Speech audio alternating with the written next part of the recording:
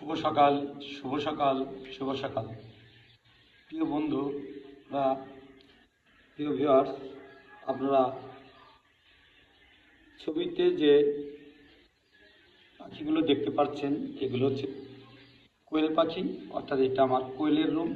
আপনারা জানেন যে আমার অনেকগুলো খামার আছে, তার মধ্যে এই একটা, এই কোয়েলেরটা আমি সর্বশেষ করেছি। এগুলো করলাম আমার নিজস্ব ইনকিউবেটরে বাচ্চা ফুটিয়ে এই কোয়েলের খামারটাও আমি করেছি। এগুলো আপনাদের একটা ভিডিও আমি দিয়েছিলাম, যে ভিডিওটা অনেক আগে, অর্থাৎ 2 দিনকার বাচ্চা, কিন্তু এখন সেই বাচ্চাই করলাম। এখনকার পরিস্থিতিটা যদি আপনি দেখেন তাহলে বুঝবেন এই বাচ্চাগুলোর এখনকার পরিস্থিতি কী। এই যে দেখতে পাচ্ছেন যে বাচ্চাগুলো, এগুলো সবই কলাম কোয়েলের, আর কয়েকদিন পরে হয়তো ডিম দেবে, এবং এইগুলো ডিম থেকেই আবার নতুন করে আমি আবার যাত্রা শুরু করবো। অর্থাৎ এই খামারটাও আমি আবার আমার হাতের প্রজেক্ট হিসাবে নিয়ে নিচ্ছি। আমি একটা করেই থেমে নেই, হয়তো আপনারা জানতে পারবেন এবং বুঝতে পারবেন। একটি খামার করে কেউ লাভবান হতে পারে না।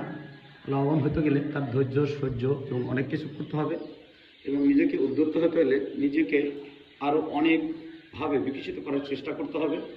একটি খামারের মধ্যে সীমাবদ্ধ না থেকে আমি সমস্ত খামার, অর্থাৎ সমস্ত প্রকৃতির খামারের চেষ্টা করছি, এবং ইনশাল্লাহ আমি সেগুলো সফলতাও এক এক করে আমার হাতে ধরা দিচ্ছে। এই যে আপনারা দেখতে পাচ্ছেন যে পাখিগুলো, এগুলো করলাম আমি ডিম সংগ্রহ করেছিলাম, অর্থাৎ এগুলো হচ্ছে জাপানি হাইব্রিড জাতীয় কোয়েল পাখি, এবং এই হাইব্রিড জাতীয় কোয়েল পাখি ডিম সংগ্রহ করে আমি আমার নিজস্ব ইনকিউবেটরের মাধ্যমে এই পাখিগুলোর বাচ্চা আমি ফুটিয়ে 2 দিন পর বাচ্চার একটা ভিডিও আপনাদের দিয়েছিলাম।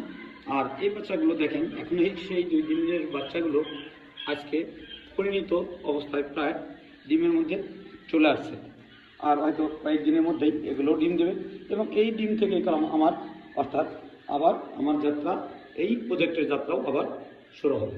অর্থাৎ আমি যে কোনো প্রজেক্ট করি তখন ভেবে চিনতে প্রথম, অর্থাৎ টপ টু বটম, অর্থাৎ ডিম থেকে শুরু করে সেলিং পর্যন্ত নিজ হাতে একাই করার চেষ্টা করি। আমি এর মধ্যে কোনো মানুষ রাখি না। আর আরেকটা বৈশিষ্ট্য হচ্ছে, আপনি যাই করেন একা করার চেষ্টা করেন, যৌথভাবে করতে গেলে হয় কি নিজেদের মধ্যে অনেক সমস্যার সৃষ্টি হয়। এই যে দেখছেন কোয়েলের খামারটা করলাম, খুব যে বেশি টাকা লাগে তা না, আপনারা নিজেরা জানেন, কিন্তু এটা আমার করলাম সর্বশত, এটা আমার কোয়েলের প্যারেন্টস রুম আমি করার চেষ্টা করছি, এবং ওরা অলরেডি ইনশাল্লাহ সেটা দাঁড়ও করতে পারছি। এই যে আপনারা দেখলে অবাক হবেন, এটা করলাম একটা রুম, অর্থাৎ এখন তাপমাত্রা করলাম 11 ডিগ্রি সেলসিয়াস ছিল।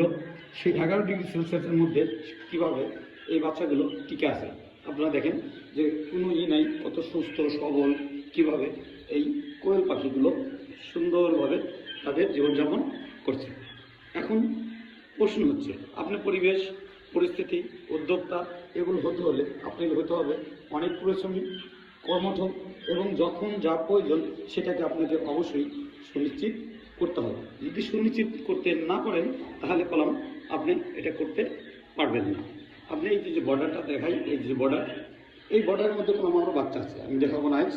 এর মধ্যে হচ্ছে আপনার ফার্মিং বাচ্চা, আমি অলরেডি ফার্মিং বাচ্চা করলাম আমার নিজস্ব প্যারেন্টস থেকে ফার্মিং বাচ্চা উৎপাদন করে এই বর্ডারের মাধ্যমে আমি অলরেডি সেগুলো বড় হচ্ছে। আজকে আর এই ভিডিওটা করবো না, বড় হয়ে যাবে, এই জন্য এই যে দেখেন, এদের দেখতে কি কিউট এই পাখিগুলো, বা খুবই আমার কাছে খুবই আনন্দদায়ক এবং ভালো লাগে, যার কারণেই আমি এগুলো করার চেষ্টা করি।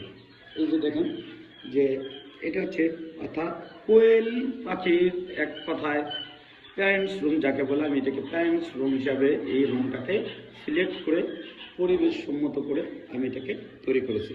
অর্থাৎ আমি কোনো এক একটা ডিম কিনেছিলাম মাত্র 2 টাকা 80 পয়সা করে। সেই ডিম থেকে নিজস্ব ইনকিউবেটরের মাধ্যমে আমি বাচ্চাগুলো উৎপাদন করি, এবং উৎপাদন করার পরে সেগুলোকে বোর্ডিং করে এখন এদের বয়স পেলাম প্রায় 20 দিনের উপরে।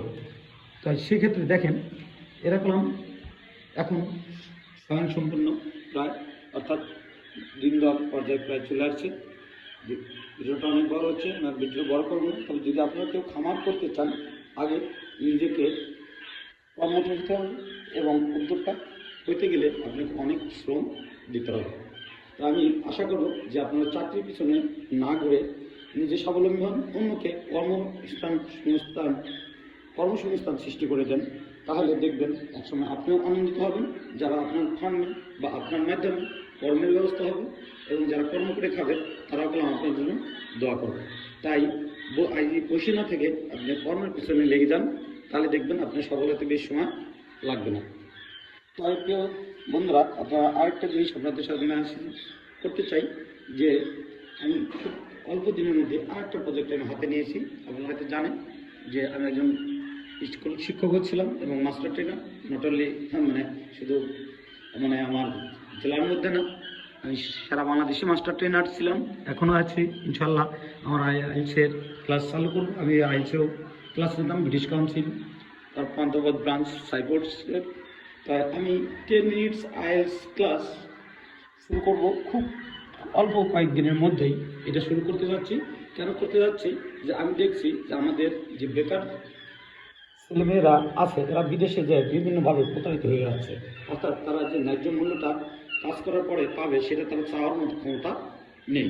আমি এই জন্য এদের জন্য ফ্রিতে আইএলস করে, অর্থাৎ স্পিকিং, স্পেশালি লিসেনিং না থাকলে স্পিকিংটা হয় না, কিন্তু আমি চেষ্টা করছি তাদেরকে উইদাউট গ্রামার ছাড়া কীভাবে স্পিকিং করানো যায়, সেই আইএলসের মাধ্যমে আমি সেটা প্রমাণ করবো।